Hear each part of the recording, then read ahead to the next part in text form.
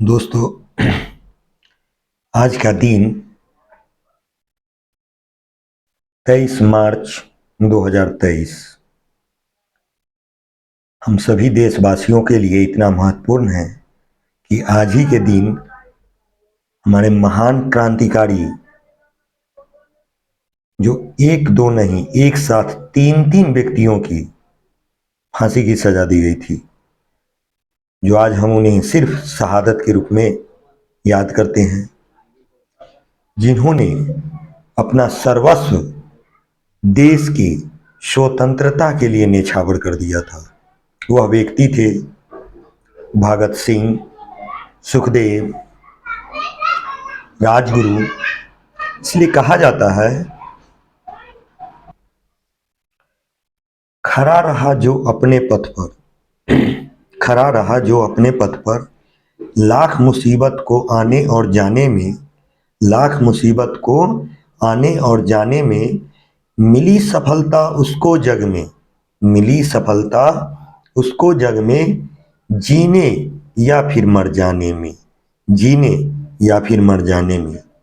ऐसे ही महान व्यक्ति के कुछ साहित्यिक योगदानों पर आज हम चर्चा करेंगे। उनके बारे में जितना कहा जाए उतना कम पड़ जाता है, लेकिन फिर भी जहाँ तक हो सके मैं उनके जीवनी, उनके साहित्यिक योगदान पर प्रकाश डालने का प्रयास करेंगे। एक लेख और एक पत्र जो भगत सिंह द्वारा रचित है, और 12वीं में हिंदी का सिलेबस में यह चैप्टर भी है। लेकिन उससे पहले उनकी एक चर्चित पंक्ति को मैं बतलाना चाहूँगा, जो उन्होंने लिखा है। उन्हें यह फिक्र है, उन्हें यह फिक्र है, हरदम नई तर्ज ए जफा क्या है, हमें ये शौक है देखे सितम की इंतहा क्या है, सितम की इंतहा क्या है। गुनाह गारों में शामिल है, गुनाहों से नहीं वाकिफ, सजा को जानते हैं हम, खुदा को जाने खता क्या है। दहर से क्यों खफा रहे, चरख को क्यों गिला करे, सारा जहां अदू सही, आओ मुकाबला करे। कोई दम का मेहमा हूँ ये अहले महफिल, कोई दम का मेहमा हूँ ये अहले महफिल, चरागे सहर हूँ बुझा चाहता हूँ, चरागे सहर हूँ बुझा चाहता हूँ। सहर का मतलब होता है दोस्तों सुबह, और ठीक आज ही के दिन संध्या 7:33 पर उन्हें फांसी दी गई थी। मेरी हवाओं में रहेगी ख्याले की बिजली, मेरी हवाओं में रहेगी ख्यालों की बिजली, यह मुश्ते खाक है, फानी रहे या न रहे, फानी रहे या न रहे। ये रंग ए बेबसी, ये रंग ए बेकसी, रंग ए जुनू बन जाएगा गाफिल, समझ ले यास ओ हिरमा के मरज की इंतहा क्या है। नया बिस्मिल्लाह हूँ मैं वाकिफ नहीं, नया बिस्मिल्लाह हूँ मैं वाकिफ नहीं, रस्म ए शहादत से, बता दे तू ही ये जालिम तरपने की अदा क्या है, तरपने की अदा क्या है। चमकता है शहीदों का लहू, चमकता है शहीदों का लहू, पर्दे में कुदरत के, पर्दे में कुदरत के, सफक का हुस्न क्या है, सोखी ए रंग ए हिना क्या है, सोखी ए रंग ए हिना क्या है। उम्मीदें मिल गई मिट्टी में, उम्मीदें मिल गई मिट्टी में, दौड़ ए जब्त ए आखिर है, दौड़ ए जब्त ए आखिर है। सदा ए गैब बतला दे हमें हुक्म ए खुदा क्या है, हमें हुक्म ए खुदा क्या है। इनकी फांसी गुगौड़ा ब्रांच वर्तमान लैलपुर पाकिस्तान ये जन्म स्थान था इनका और लाहौर षड्यंत्र केस में इन्हें फांसी दी गई थी। पैतृक गांव इनका खटकरकला पंजाब था। माता पिता विद्यावती एवं सरदार किशन सिंह थे। संपूर्ण परिवार स्वाधीनता सेनानी था इनका। पिता और चाचा अजीत सिंह लाला लाजपत राय के सहयोगी भी हुआ करते थे। अजीत सिंह को मांडले जेल में देश निकाल दिया गया था। बाद में विदेशों में जाकर मुक्ति संग्राम का संचालन करने लगे। छोटे चाचा सरदार स्वर्ण सिंह भी जेल गए और जेल में यातनाओं के कारण 1910 में उनका निधन हो गया। भगत सिंह की शहादत के बाद उनके भाई कुलवीर सिंह और कुलतार सिंह को देवली में कैंप जेल में रखा गया था, जहां वे 1946 तक रहे। पिता अनेक बार जेल गए। इनकी शिक्षा जो हुई थी, पहले 4 साल की प्राइमरी शिक्षा की अपने गांव बंगाल में ही, फिर लाहौर के डीएवी स्कूल से वर्ग 9 तक की पढ़ाई की थी इन्होंने। बाद में नेशनल कॉलेज लाहौर से एफए किया। बीए के दौरान पढ़ाई छोड़ दी और क्रांतिकारी दल में ये शामिल हो गए थे। बचपन में करतार सिंह सराभा और 1914 के गदर पार्टी के आंदोलन के प्रति तीव्र आकर्षण और सराभा की निर्भीक कुर्बानी का मन पर अस्थायी और गहरा असर पड़ा और 16 नवंबर 1915 को सराभा की फांसी के समय भगत सिंह की उम्र मात्र 8 वर्ष थी। वे सराभा का चित्र अपनी जेब में लेकर के घुमा करते थे, जेब में ही रखा करते थे और 12 वर्ष की उम्र में उन्होंने जलियांवाला बाग की मिट्टी लेकर क्रांतिकारी गतिविधियों की शुरुआत की और 1922 में चौड़ा चौड़ी जो कांड हुई थी, उस कांड के बाद 15 वर्ष की उम्र में वे कांग्रेस और महात्मा गांधी से मोह भंग किया और 1923 में पढ़ाई और घर छोड़कर वे कानपुर गणेश शंकर विद्यार्थी के पत्र प्रताप में अपनी सेवाएं दी। 1926 में अपने नेतृत्व और में पंजाब में नौजवान भारत सभा का गठन किया, जिसकी शाखाएं विभिन्न शहरों में स्थापित की गई और 1928 से 1931 ईस्वी तक वे चंद्रशेखर आजाद के साथ मिलकर हिंदुस्तान समाजवादी प्रजातांत्रिक संघ का गठन किया और क्रांतिकारी आंदोलन में और संघ रूप से छोड़ दिया और 8 अप्रैल 1929 को बटुकेश्वर दत्त और राजगुरु के साथ केंद्रीय असेंबली में बम फेंका और वे गिरफ्तार हुए। पहली गिरफ्तारी इनकी अक्टूबर 1926 में दशहरा मेले में हुए बम विस्फोट के कारण मई में हुई और 1927 में हुई थी। पंजाब की भाषा तथा लिपि की समस्या, हिंदी 1924, विश्व प्रेम कलकत्ता, ये उनकी प्रमुख रचना थी। में मतावली में 1924 में प्रकाशित हिंदी लेख युवक इनकी रचना थी। मतवाला में 1924 में प्रकाशित इनकी हिंदी लेख मैं नास्तिक क्यों हूं 1930 से 1931 इनकी रचना। अछूत समस्या, विद्यार्थी और राजनीति, सत्याग्रह और हड़तालें, बम का दर्शन, भारतीय क्रांति का आदर्श आदि अनेक लेख, टिप्पणियां एवं पत्र जो अलग अलग प्रकाशकों द्वारा भगत सिंह के दस्तावेज के रूप में प्रकाशित है।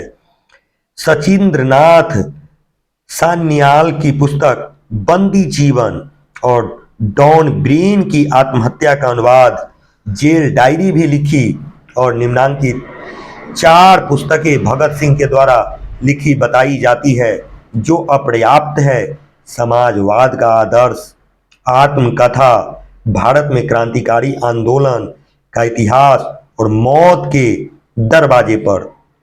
अमर शहीद भगत सिंह आधुनिक भारतीय इतिहास की एक पवित्र स्मृति है। भारत राष्ट्र के लोकमान्य से उनकी युवा छवि अमिट होकर के बस गई है यहाँ के लोकमानस में।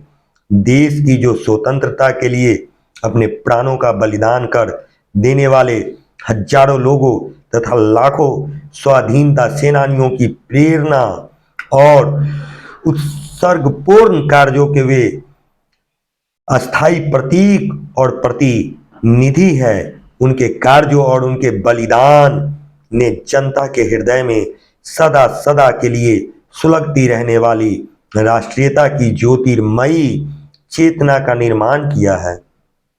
राष्ट्रीयता, देशभक्ति, क्रांति और युवा शक्ति के वे प्रेरणा पुंज प्रतीक है। यह अमर पद उन्होंने लगभग 23 वर्षों में ही हासिल कर लिया था।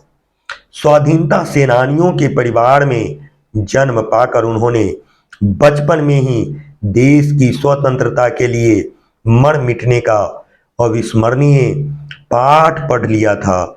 उनके भीतर इच्छा, संकल्प, विचार और कर्म की सुदृढ़, अजेय और अमोघ शक्ति थी।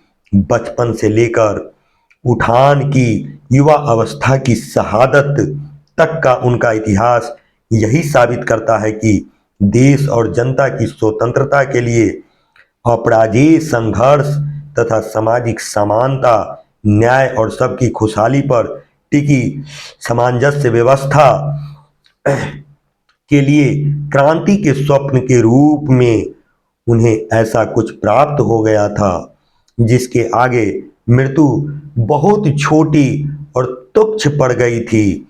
नश्वर जीवन के इस महिमामय मूल्य बोध के चलते ही उन्होंने हंसते हंसते फांसी का फंदा अपने गले में लगा लिया और झूल गए थे।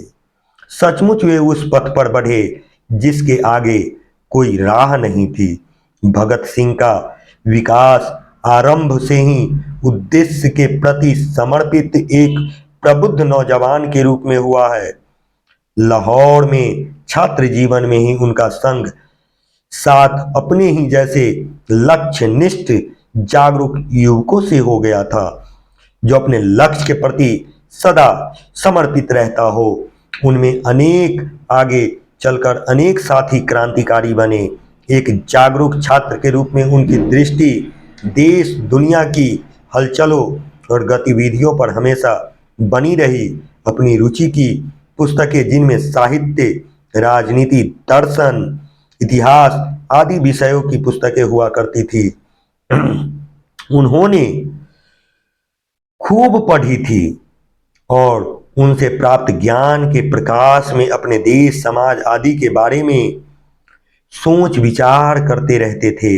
उनकी मानसिक जागरूकता, सोच विचार और प्रबुद्धता ही वह कारण थी कि घर छोड़ने के बाद वे कानपुर में गणेश शंकर विद्यार्थी के पास चले गए थे और वहां उनके पत्र प्रताप को अपनी सेवाएं देने लगे। उन्होंने विभिन्न महत्वपूर्ण विषयों पर लगातार लेख लिखे और उनमें से एक पत्र पत्रिका में प्रकाशित करवाए।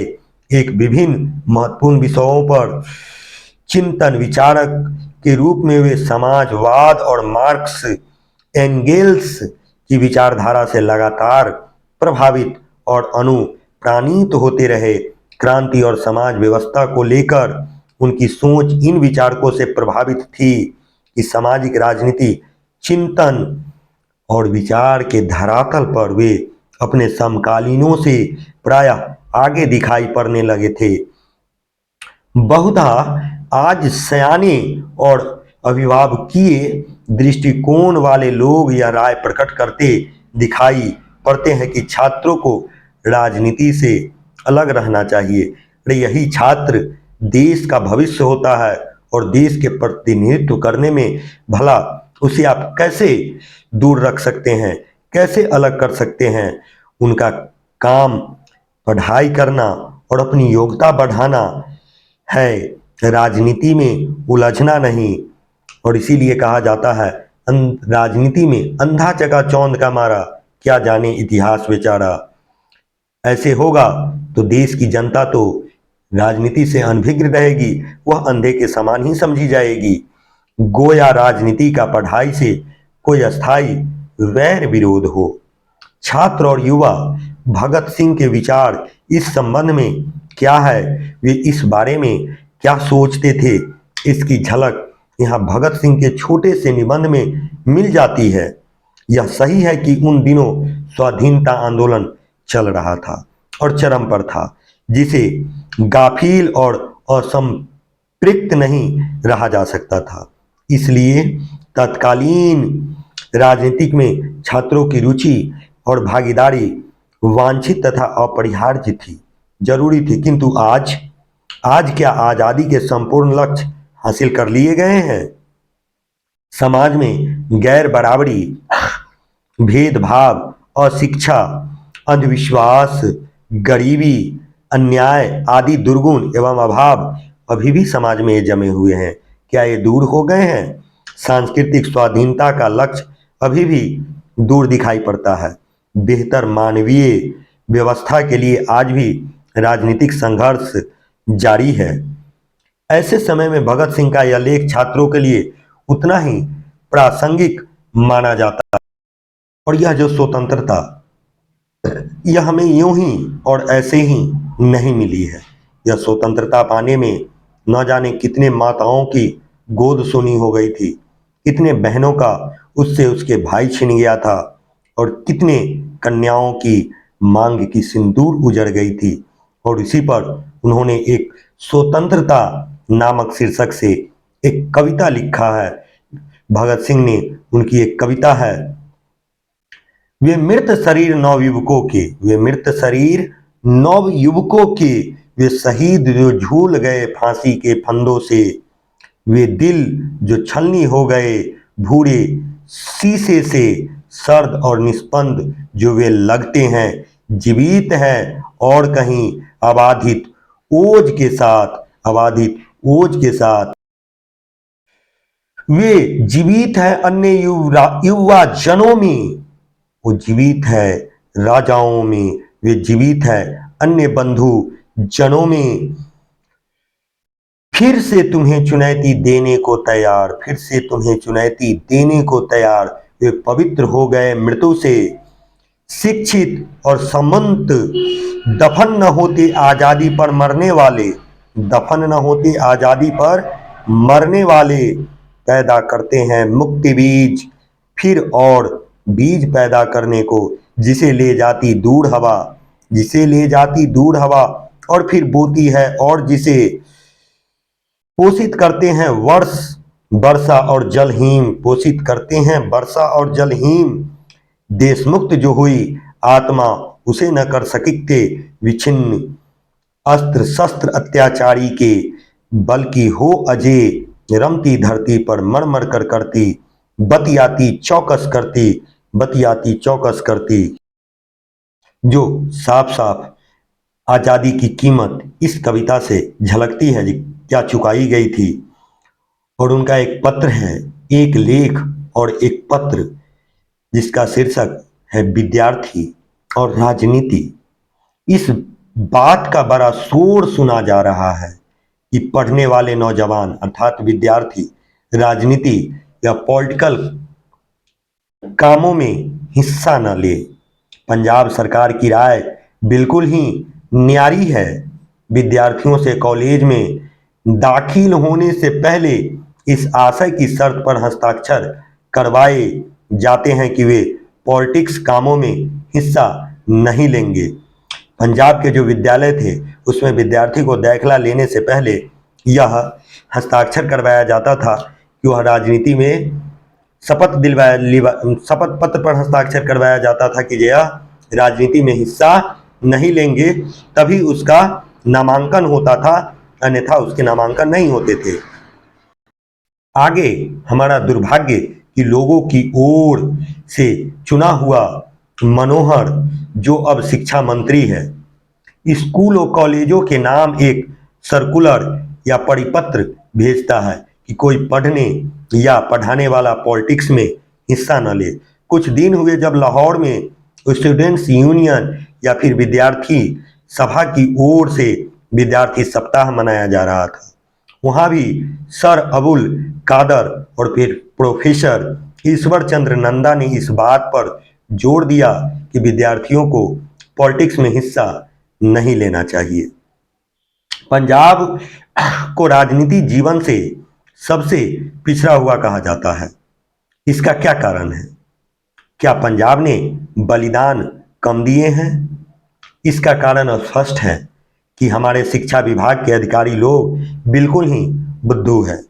आज पंजाब काउंसिल की कार्रवाई पढ़कर हम इस बात का अच्छी तरह से पता चलता है कि इसका कारण यह है कि हमारी शिक्षा निकम्मी होती है और फिजूल होती है और विद्यार्थी युवा जगत अपने देश की बातों में कोई हिस्सा नहीं लेता।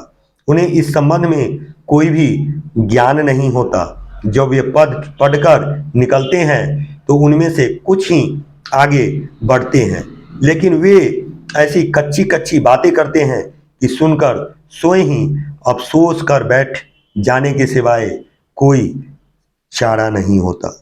जिन नौजवानों को कल देश की बागडोर हाथ में लेनी है, जिन नौजवानों को कल देश की बागडोर हाथ में लेनी है, उन्हें आज ही अक्ल के अंधे बना दिए जाते हैं।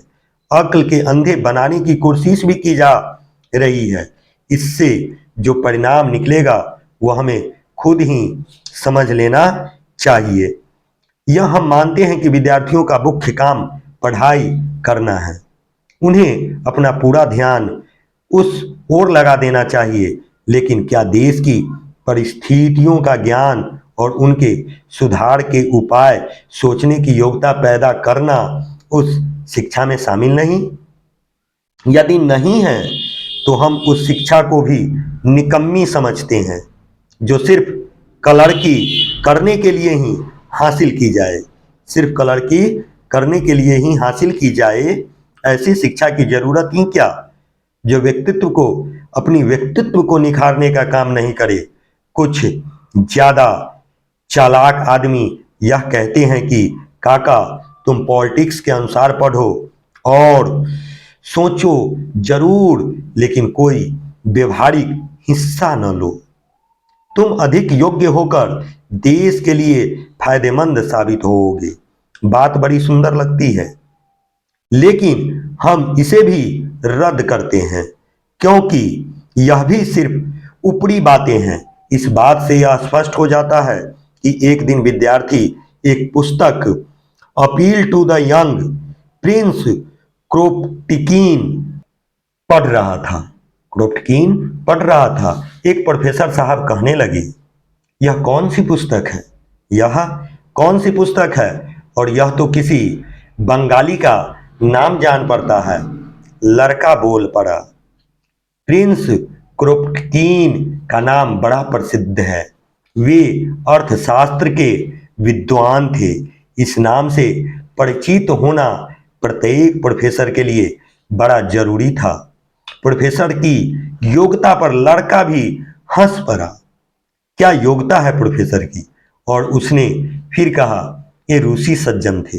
बस रूसी कहकर टूट पड़ा। प्रोफेसर ने कहा कि तुम बोल्शेविक हो, तुम बोल्शेविक हो क्योंकि तुम पॉलिटिकल पुस्तकें पढ़ते हो। देखिए अब प्रोफेसर की योग्यता। अब उन बेचारे विद्यार्थी को उसने क्या सिखाना है?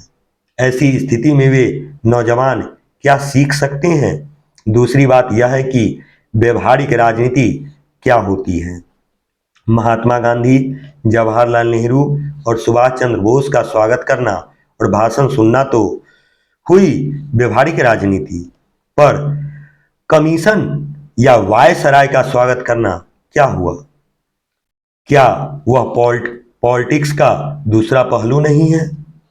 सरकारों और देशों के प्रबंध से संबंधित कोई भी बात पॉलिटिक्स के मैदान में ही गिनी जाएगी, तो फिर यह भी पॉलिटिक्स हुई कि नहीं? कहा जाएगा कि इसे सरकार खुश होती है और दूसरों से नाराज।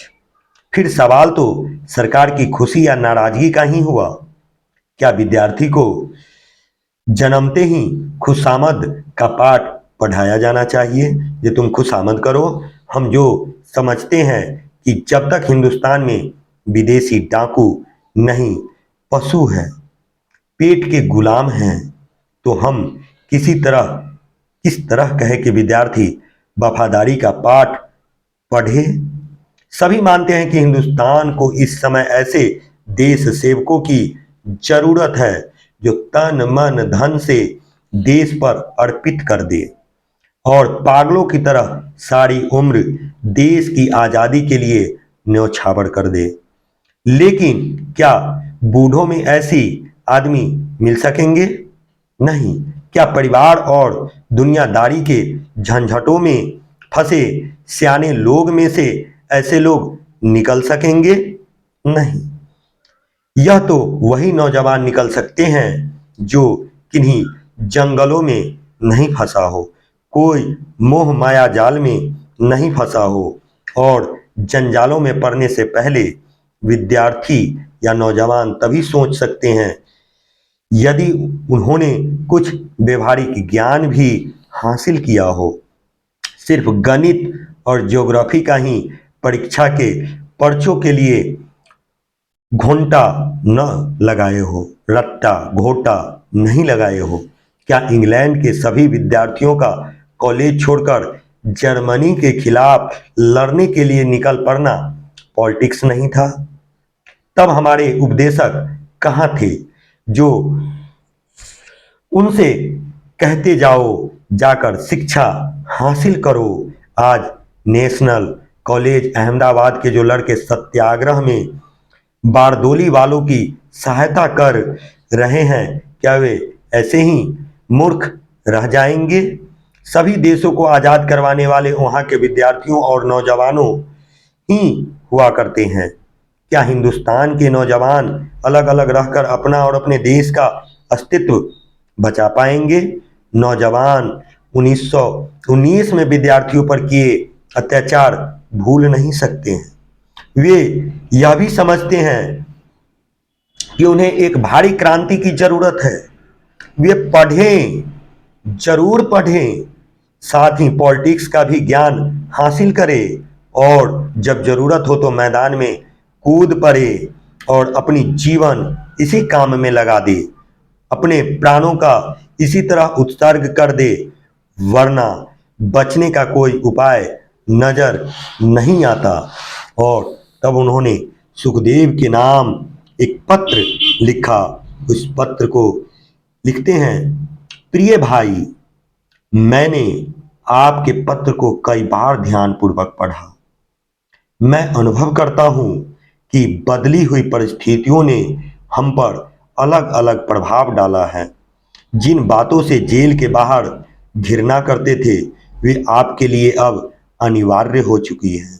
इस प्रकार मैं जेल से बाहर जिन बातों का विशेष रूप से समर्थन करता था वे अब मेरे लिए विशेष महत्व नहीं रखती। उदाहरणार्थ, मैं व्यक्तिगत प्रेम को विशेष रूप से मानने वाला था, परंतु अब इस भावना का मेरे हृदय में, मस्तिष्क में कोई विशेष स्थान नहीं है रहा।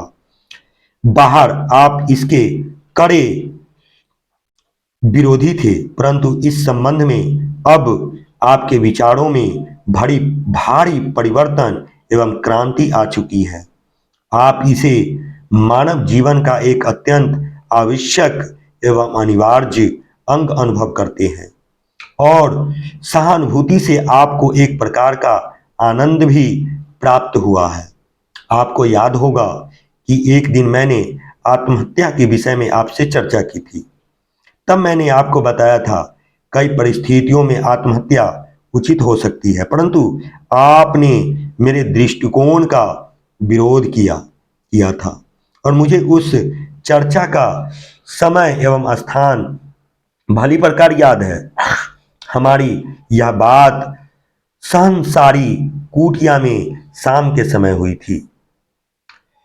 आपने मजाक के रूप में हंसते हुए कहा था कि इस प्रकार की कायरता का कार्य कभी उचित नहीं माना जा सकता।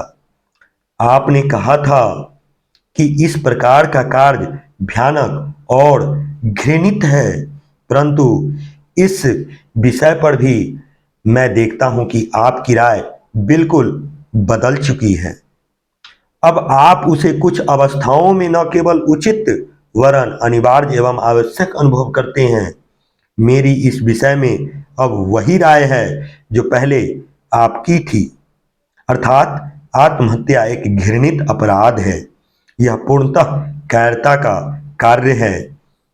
क्रांतिकारी का तो कहना ही क्या, कोई भी मनुष्य ऐसे कार्य को उचित नहीं ठहरा सकता है। आप कहते हैं कि आप यह नहीं समझ सके कि केवल कष्ट सहन करने से आप अपने देश की सेवा किस प्रकार कर सकते हैं। आप जैसे व्यक्ति की ओर से ऐसा प्रश्न करना बड़े आश्चर्य की बात है, क्योंकि नौजवान भारत सभा के ध्येय सेवा द्वारा कष्टों को सहन करना एवं बलिदान करना को हमने सोच समझकर कितना प्यार किया था। मैं यह समझता हूं कि आपने अधिक से अधिक संभव सेवा की।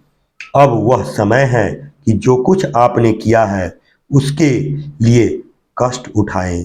दूसरी बात यह है कि वह अवसर है जब आपको सारी जनता का नेतृत्व करना है, नायक बनना है। मानव किसी भी कार्य को उचित मानकर ही करता है। जैसे कि हमने लेजिस्लेटिव असेंबली में बॉम्ब फेंका था, लेजिस्लेटिव असेंबली में बॉम्ब फेंकने का कार्य किया था।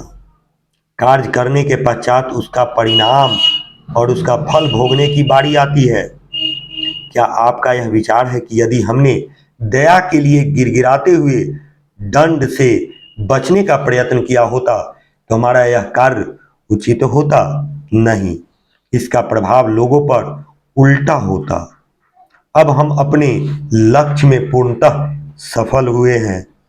बंदी होने के समय हमारी संस्था के राजनीतिक बंदियों के दशा अत्यंत दयनीय थी। हमने उसे सुधारने का प्रयास आरंभ कर दिया।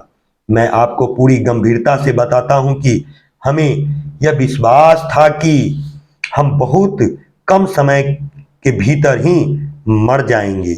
हमें उपवास की स्थिति में कृत्रिम रीति से भोजन दिए जाने का न तो ज्ञान ही था, न हमें यह विचार सोचता ही था। हम तो मृत्यु के लिए तैयार थे। क्या आपका वह अभिप्राय है कि हम आत्महत्या करना चाहते थे? नहीं, प्रयत्नशील होना एवं श्रेष्ठ और उत्कृष्ट आदर्श के लिए जीवन दे देना कदापि आत्महत्या नहीं कही जा सकती है। हमारे मित्र श्री यतीन्द्र दास की मृत्यु तो सप्रीहनीय है। क्या आप इसे आत्महत्या कहेंगे? हमारा कष्ट सहन करना फलीभूत हुआ।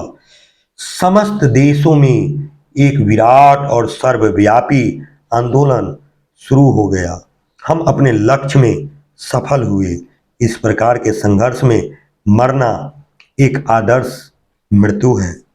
इसके अतिरिक्त हम में से जिन लोगों को यह विश्वास है कि उसको मृत्यु दंड दिया जाएगा, उनको धैर्यपूर्वक उस दिन की प्रतीक्षा करनी चाहिए जब सजा सुनाई जाएगी और तत्पश्चात उन्हें फांसी दी जाएगी। यह मृत्यु भी सुंदर होगी, परंतु आत्महत्या करना केवल कुछ दुखों से बचने के लिए अपने जीवन को समाप्त कर देना तो कायरता है। मैं आपको बताना चाहता हूं कि विपत्तियां व्यक्ति को पूर्ण बनाने वाली होती है। मैं और आप, वरन मैं कहूँगा हम में से किसी ने भी किंचित कष्ट सहन नहीं किया है। किंचित मतलब थोड़ा भी। हमारे जीवन का यह भाग तो अभी आरंभ होता है। आपको यह याद होगा कि अनेक बार इस विषय पर हमने बातचीत की है।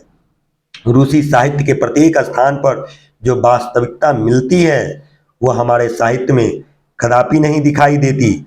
हम उनकी कहानियों में कष्टों और दुखमयी स्थितियों को बहुत पसंद करते हैं, परंतु कष्ट सहन की उस भावना को अपने भीतर अनुभव नहीं करते। हम उनके उन्माद और उनके चरित्र की असाधारण ऊंचाइयों को प्रशंसक हैं, परंतु इसके कारणों पर सोच विचार करने की कभी चिंता नहीं करते। मैं कहूँगा कि केवल विपत्तियां सहन करने से साहित्य के उल्लेख ने ही उन कहानियों में सहृदयता, दर्द की गहरी टीस और उनके चरित्र तथा साहित्य में ऊंचाई उत्पन्न की है। हमारी दशा उस समय दयनीय और हास्यास्पद हो जाती है जब हम अपने जीवन में अकारण ही रहस्यवाद प्रविष्ट कर लेते हैं, यद्यपि इसके लिए कोई प्राकृतिक या ठोस आधार नहीं होता। हमारे जैसे व्यक्तियों को जो प्रत्येक दृष्टि से क्रांतिकारी होने का गर्व करते हैं, सदैव हर प्रकार से उन विपत्तियों, चिंताओं और दुखों और कष्टों को सहन करने के लिए तत्पर रहना चाहिए, जिनको हम स्वयं आरंभ किए संघर्ष के द्वारा आमंत्रित करते हैं एवं जिनके कारण हम अपने आप को क्रांतिकारी कहते हैं। मैं आपको बताता हूं कि जेलों में और केवल जेलों में ही कोई व्यक्ति अपराध एवं पाप जैसे महान सामाजिक विषय का प्रत्यक्ष अध्ययन करने का अवसर पा सकता है। मैंने इस विषय का कुछ साहित्य पढ़ा और जेलें ही ऐसे विषयों का स्वाध्याय करने के लिए सबसे अधिक उपयुक्त स्थान है। स्वाध्याय का सर्वश्रेष्ठ भाग है स्वयं कष्टों को सहना।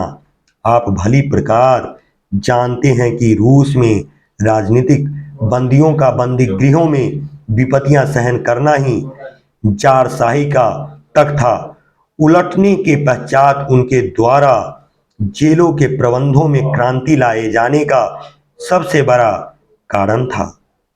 क्या भारत को ऐसे व्यक्तियों की आवश्यकता नहीं है जो इस विषय में पूर्णतया परिचित हो और इस समस्या का निजी अनुभव रखते हो? केवल यह कह देना कि दूसरा कोई इस काम को कर लेगा या इस कार्य को करने के लिए बहुत लोग हैं, किसी प्रकार भी उचित नहीं कहा जा सकता। इस प्रकार जो लोग क्रांतिकारी क्षेत्र के कार्यों का भार दूसरे लोगों पर छोड़ने को अप्रतिष्ठापूर्ण एवं घृणित समझते हैं, उन्हें पूरी लगन के साथ वर्तमान व्यवस्था के विरुद्ध संघर्ष आरंभ कर देना चाहिए। उन्हें चाहिए कि वे उन विधियों का उल्लंघन करें, परंतु उन्हें औचित्य का ध्यान रखना चाहिए, क्योंकि अनावश्यक एवं अनुचित प्रयत्न कभी भी न्यायपूर्ण नहीं माना जा सकता। इस प्रकार का आंदोलन क्रांति के कार्यकाल को बहुत सीमा तक कम कर देगा। जितने आंदोलन अब तक आरंभ हुए हैं उन सबसे पृथक रहने के लिए आपने जो तर्क दिए हैं, मैं उन्हें समझने में असमर्थ हूँ। कुछ मित्र ऐसे हैं जो या तो मूर्ख है या नासमझ। वे आपको इस व्यवहार को जिसमें स्वयं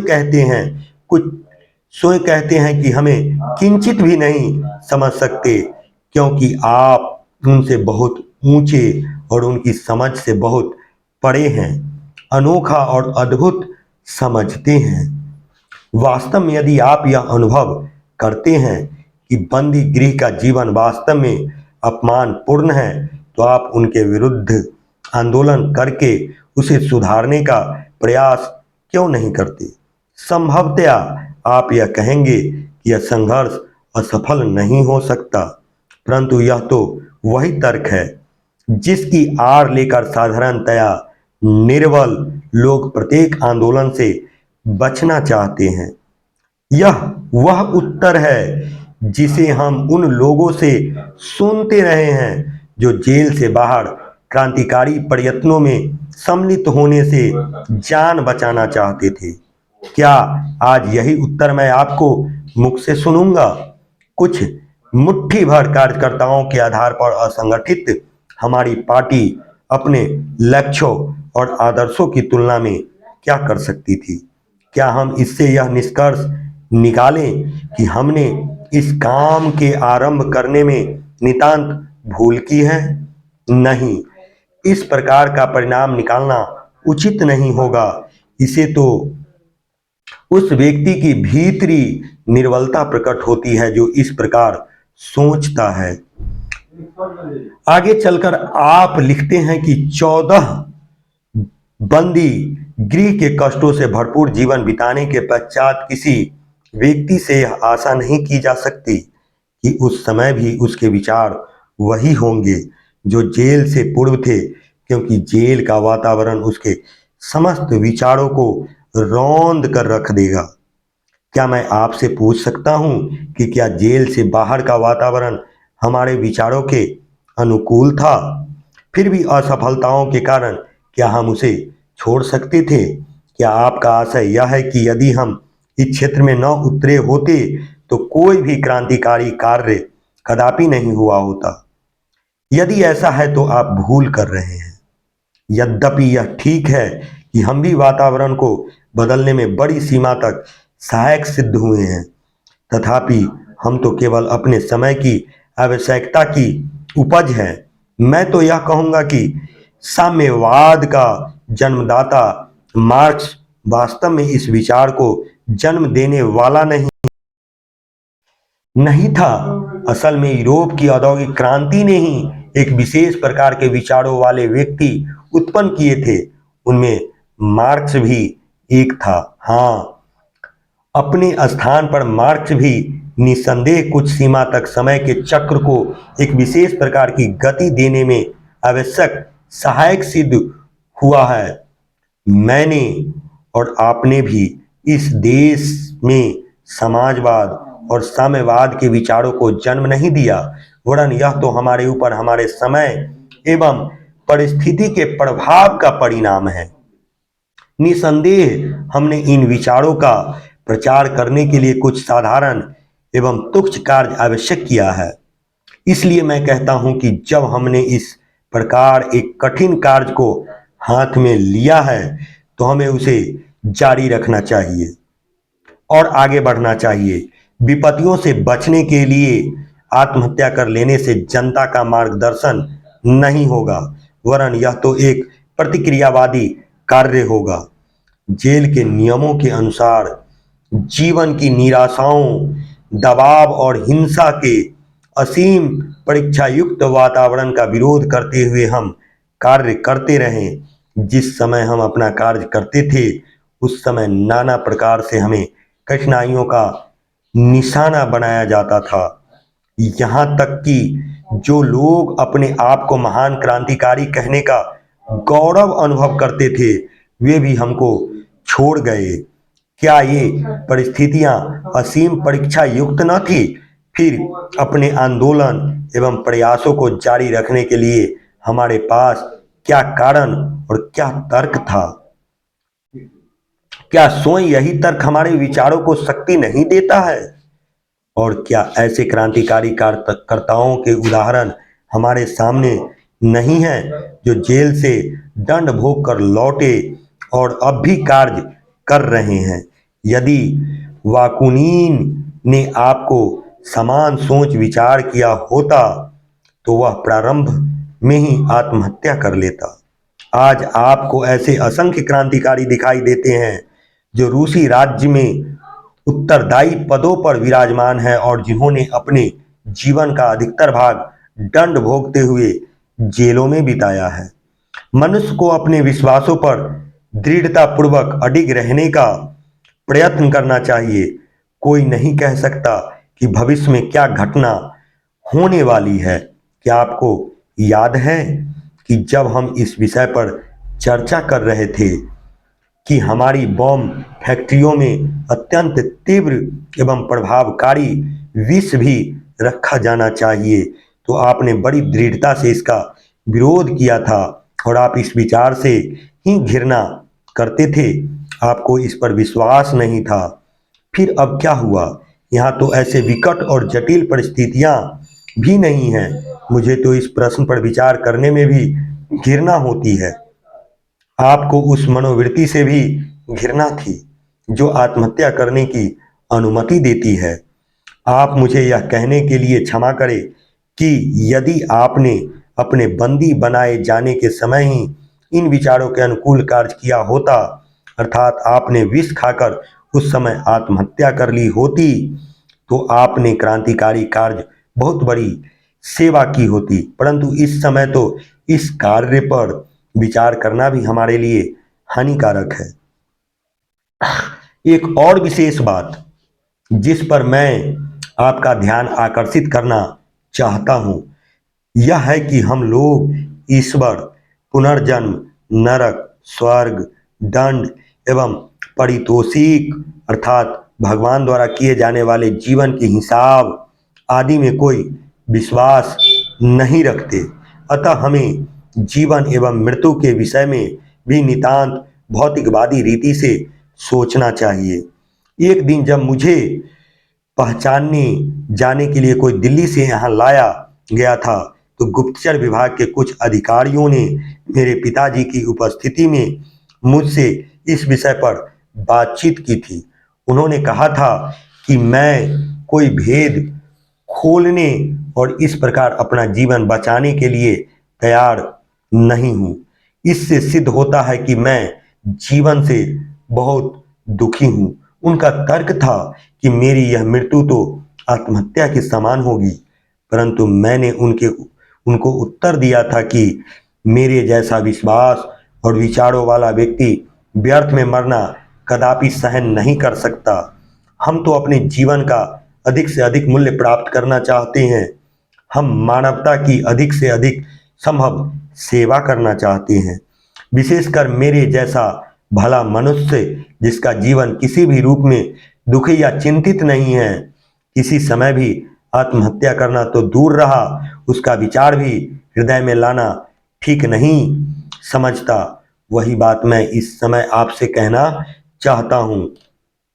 आशा है आप मुझे अनुमति देंगे कि मैं आपको यह बताऊं कि मैं अपने बारे में क्या सोचता हूँ। मुझे अपने लिए मृत्युदंड सुनाए जाने का अटल विश्वास है। मुझे किसी प्रकार की पूर्ण क्षमा, नर्म व्यवहार की तनिक भी आशा नहीं है।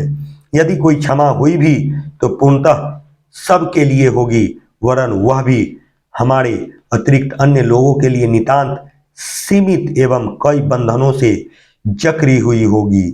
हमारे लिए न तो क्षमा हो सकती है और न वह होगी ही। इस पर भी मेरी इच्छा है कि हमारी मुक्ति का प्रस्ताव सम्मिलित रूप से और विश्वव्यापी हो, और उसके साथ ही मेरी अभिलाषा यह है कि जब यह आंदोलन सम्मिलित रूप से अपनी चरम सीमा पर पहुंचे तो हमें फांसी दे दी जाए। मेरी यह इच्छा है कि यदि कोई सम्मानपूर्ण और उचित समझौता होना कभी संभव हो जाए तो हमारे जैसे व्यक्तियों का मामला उसके मार्ग में कोई रुकावट या कठिनाई उत्पन्न करने का कारण न बने। जब देश के भाग्य का निर्णय हो रहा हो तो व्यक्तियों के भाग्य को पूर्णतः भुला देना चाहिए। हम क्रांतिकारी होने के नाते अतीत के समस्त अनुभवों से पूर्णतः अवगत है, इसलिए हम नहीं मान सकते कि हमारे शासकों और विशेषकर अंग्रेज जाति की भावनाओं में इस प्रकार का आश्चर्यजनक परिवर्तन उत्पन्न हो सकता है। इस प्रकार का परिवर्तन क्रांति के बिना संभव ही नहीं है।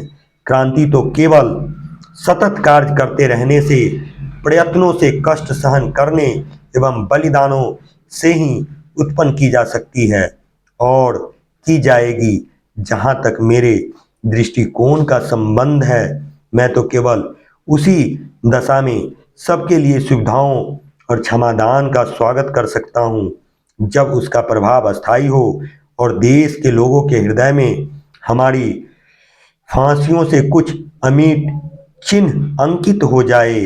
बस वही, इससे अधिक कुछ नहीं, कुछ नहीं। धन्यवाद। ये थी भगत सिंह के द्वारा लिखित कुछ चर्चित पत्र, जो उनके जीवन के कुछ अंश को प्रदर्शित करता है, उनके विचारों को लेख निबंध के माध्यम से। उनकी कविता में क्रांति की आवाज झलकती है जो सोए हुए चित्त को उद्वेलित कर देती है। ऐसे थे क्रांतिकारी भगत सिंह।